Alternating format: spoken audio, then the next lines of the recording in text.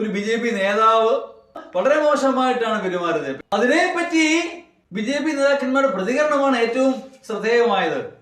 അവർ മദ്യപിച്ചിരുന്നെന്നും എന്നൊക്കെ പറഞ്ഞ് അങ്ങോട്ട് ന്യായീകരിക്കുകയാണ്.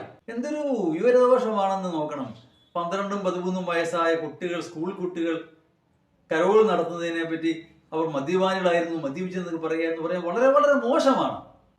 നമ്മുടെ ഷോൺ ജോർജ് പറഞ്ഞത് മാന്യമായിട്ട് ഡീസന്റ് ആയിട്ടൊക്കെ കരോൾ നടത്തിയതിന് അടികൊള്ളുമെന്നാണ്. എനിക്ക് അതിനെപ്പറ്റി ഒന്നും പറയാനില്ല. പാവം നായവേഷം കിട്ടിയ കുറച്ചിലേ വെക്കൂ.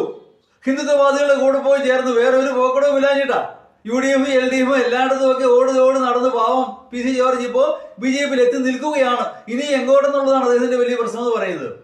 അപ്പോ അപ്പന്റെ കൂടെ നിൽക്കുന്ന മകൻ അപ്പനെയും പാർട്ടിയൊക്കെ ന്യായീകരിച്ചല്ലേ വെക്കൂ. അദ്ദേഹം പറയട്ടെ, പാവം അടികൊള്ളൊന്നും പറഞ്ഞു കളയരുത്.